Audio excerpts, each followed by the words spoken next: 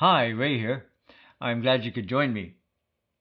Today's video is kind of a follow-up, well it is a follow-up, to my last video on building my video rig for my Z6 camera, and that's based around this SmallRig cage number 2243 for the Z6 and Z7 and Z6 II and Z7 II cameras.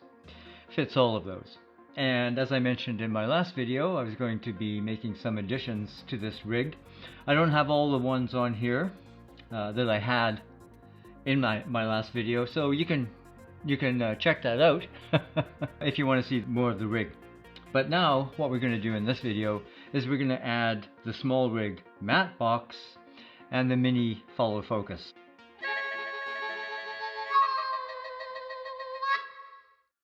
So let's just take those out of the boxes, starting with the matte box. And I must say that this is what SmallRig are usually known for, is their simple packaging. They've gone all out on these, and I must say they look pretty nice, except for the dent in the corner here that shipping put into the box. But let's get to the contents, which is the important thing. So here's the matte box itself.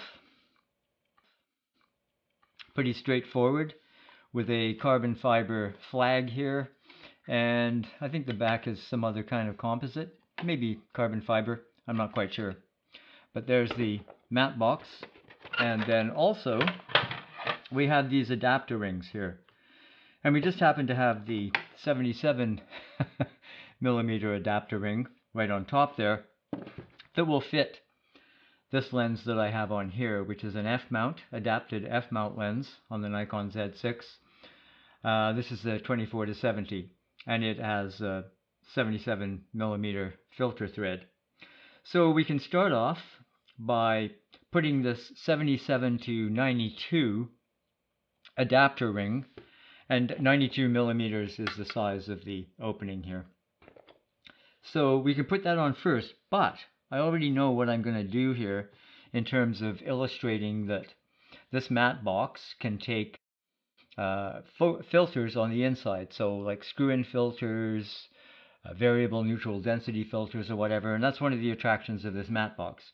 So I'm going to put on this 77-82 millimeter adapter ring onto the ring that comes with the matte box. So if you can just get this threaded without cross-threading it, I'll carefully put that in there. A little bit of fiddling here. So I won't, okay, there we've got it. And now let's put this adapter ring onto the lens.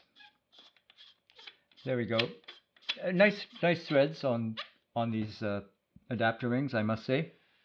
So now it's just a matter of taking the matte box, and it has this thumb screw on the back of it.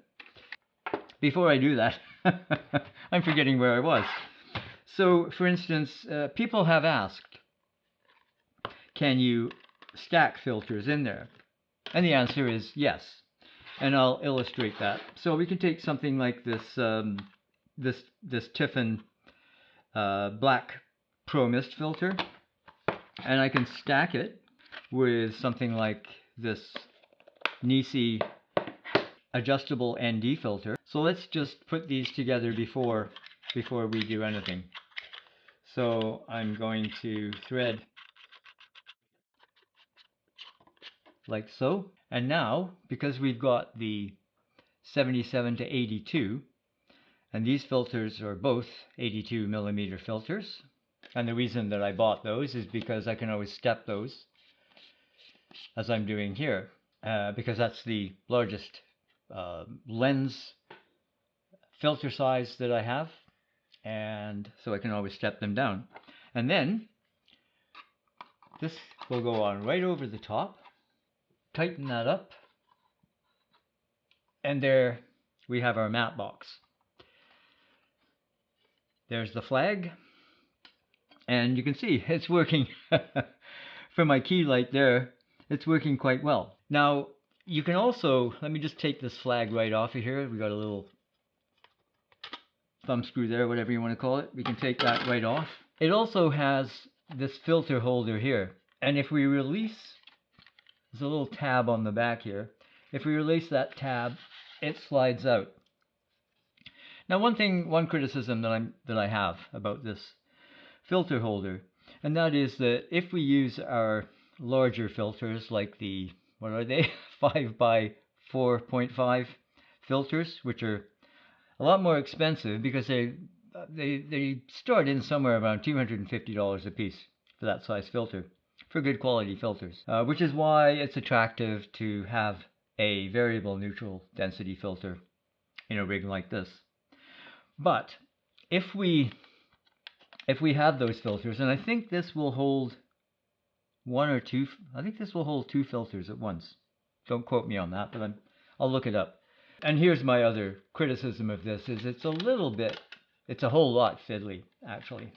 So yeah, I'm not a big fan of this design at all. And the other thing is, let's put our flag on.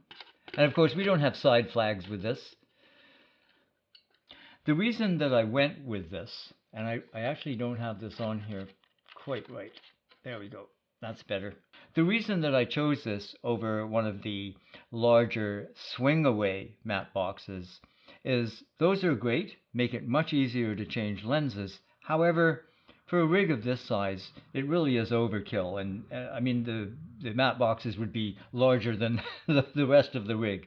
So I do like it from that point of view, that it's lightweight, small, and it does the job. But if you set your camera up with a zoom lens like this one, less problems there. So that's the matte box, and I think that it's not too bad. I can't remember if I finished my thought, but my thought was there that when you have filters in the front, and again, I still haven't got this. There we go. Now it's clicked into place. When you have your filters in the front like this, they're really not being shaded at all by the matte box itself. They're right at the front, so there's only the shade. But, you know, it's a whole lot better than the rig that I showed you in my last video, my makeshift rig that I used as a lens shade. Now on to the mini fall. Oh, and I before we leave the matte box, it only comes with, I think it's 4 rings. And so there's this other set of rings that you buy separately for about $40 Canadian, I think they were. And I wish they'd have included more rings in the thing itself without having to buy the extra ones. Having said that, at $120 Canadian, well, so you're about $199 US, I think, for the matte box. That's not too bad. So, onto the mini follow focus. Once again, the packaging is very nice. And there we have it, the mini follow focus. There's not that much to it, the focus mechanism itself. It also comes with the little gear, whatchamacallit, to use a technical term, which goes onto your lens. And we also have here this little piece here, which for instance would mount onto my cage here on this side. So that would mount there, and I presume, yep, we have a little mini rail here. So that would fit in there, that would mount there, and then we could mount our follow focus on there. Since I already have rails, I'm not going to need that. Let me just get rid of some of these boxes and whatnot. So first of all, let's just momentarily get rid of our lens support. There, so we can slide the rail on, and the rail will slide on just like so. And then there's another little tab here, which, yes, that's really quite ingenious. It's a nice little design. Okay, so then it's just a matter of putting our putting this thingy on the focus ring. That's probably about right. This, of course, can be clipped. So let's just push that around, just for the sake of illustrating this. And then we can just put our follow focus on there so that it meshes with the gears. And we have our follow focus mechanism. Works like a charm. And here we have our adjustable hard stops for repeatable focus racking between point A and point B. Of course, these will only really work with manual focus cinema lenses or old manual focus lenses like the one that I tested recently for use with video.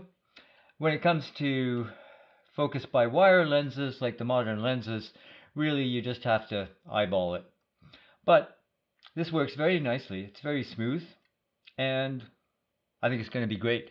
So that's the next step in my rig.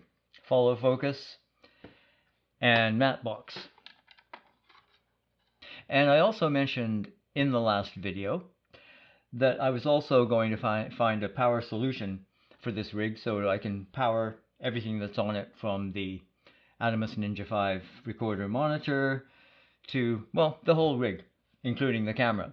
So in the next video in this series, I'm going to show you my solution for powering the whole rig. Everything from the camera to the Atomos Ninja 5 video recorder monitor. Everything that's on the rig that needs power. So, be sure to check back in for that video. In the meantime, take care of yourselves, cheers, and we'll see you in the next one.